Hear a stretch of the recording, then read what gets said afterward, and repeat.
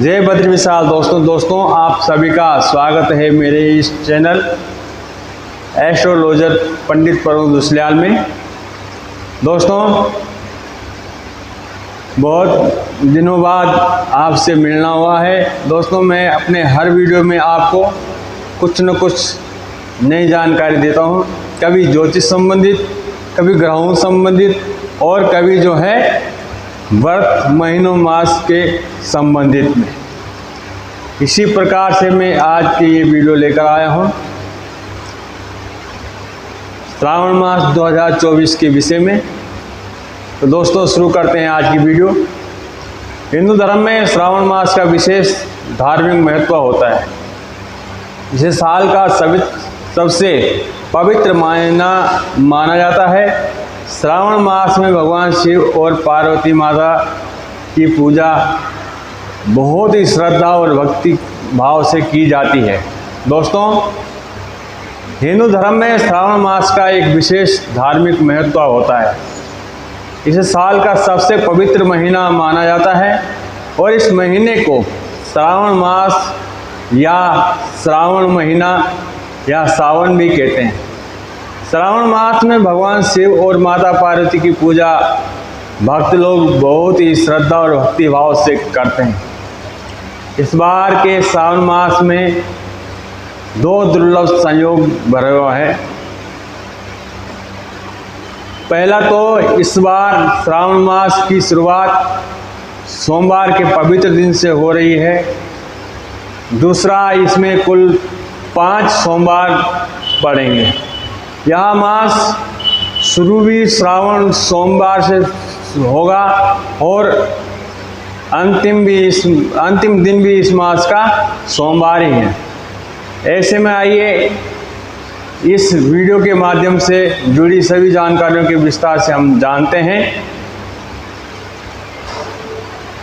इस साल का सावन बहुत ही खास है क्योंकि इसकी शुरुआत श्री भगवान शिव के दिन यानी सोमवार से हो रही है। साथ ही सोमवार को प्रीति आयुष्मान योग के साथ सर्वार्थ सिद्धि योग भी बन रहे हैं। इसको लेकर ऐसी मान्यता है कि जो भी इस योग में पूजा करता है उसको भगवान शिव से कई गुना फल की प्राप्ति होती है।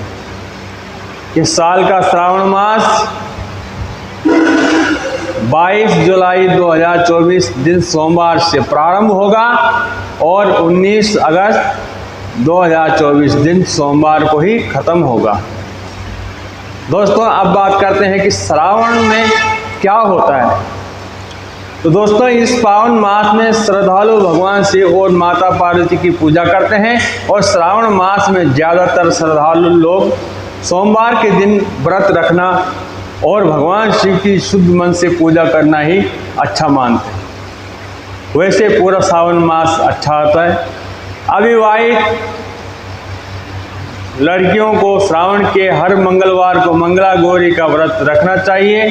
कुछ रखती हैं और कुछ लड़कियां जो है मनचाहा पति पाने के लिए सोमवार का व्रत भी करती हैं और भगवान शिव का आशीर्वाद प्राप्त करती हैं।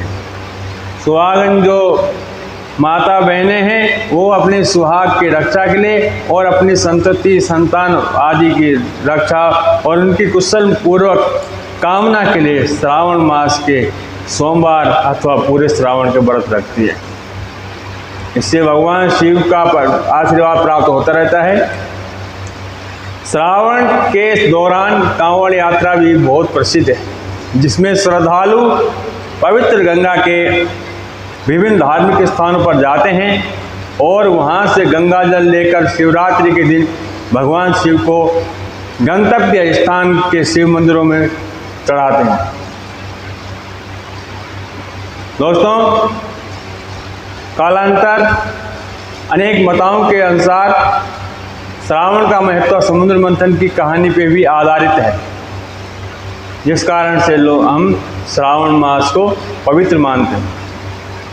और इसमें दूध और गंगा जल क्यों चढ़ाते हैं, हमें ये सूक्ष्म कहानी के रूप में आपको बताता हूँ, कथा के रूप में, क्योंकि अधिक समय नहीं है। हिंदू धर्म के ग्रंथों के अनुसार समुद्र मंथन के समय निकले सारे जहर को शिव ने पी लिया था। ऐसा उन्होंने इसलिए किया क्योंकि वो विष इतना खतरनाक था कि वो पूरी दुनिया को ख़त्म करने में सक्षम भी था। भगवान शिव ने सारे विष को पीकर दुनिया और जीव जंतुओं को बचा लिया, लेकिन वो जहर उनके गले में ही ठहर गया। इसी वजह से उन्हें नीलकंठ भी कहा जाता है। इसके बाद सभी देवी देवताओं और राक्षसों ने मिलकर भगवान शिव को गंगा जल और दूध पिलाया ताकि जहर का असर कम हो सके। इस कारण से भगवान को दूध और गंगा जल चढ़ाया जाता है। यही कारण है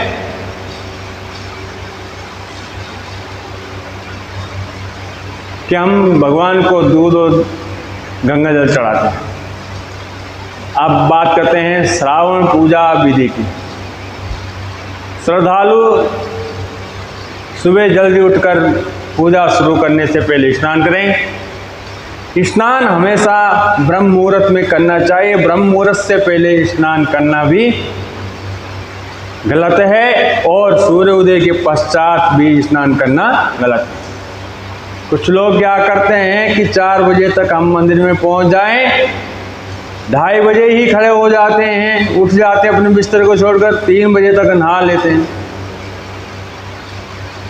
आजकल भगवान की पूजा में भी कंपटीशन बहुत आगे बढ़ रहा है।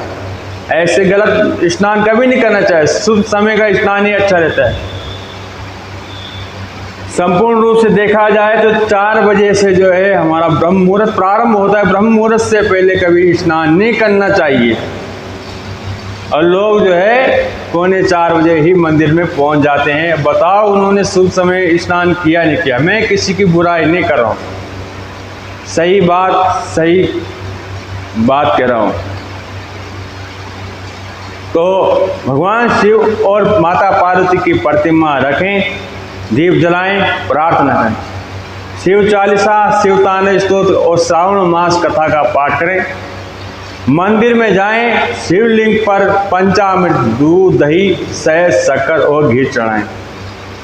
अपनी पूजा करते समय ध्यान रखें किसी के मन को ठेस ना पहुंचे, क्योंकि यदि आपके पूजा के द्वारा किसी को कुछ ठेस पहुंचाता है, किसी को परेशानी होती है, तो आपकी पूजा नहीं होती।